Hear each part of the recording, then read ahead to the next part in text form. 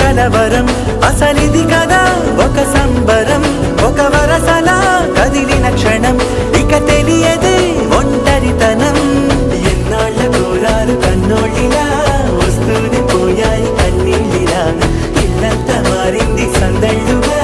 మీరంతా ఉండాలి వందేళ్ళిలా మనవారే వెనకుంటే మరణాన్నే మరిచేలే మనసంతా వెలుగేల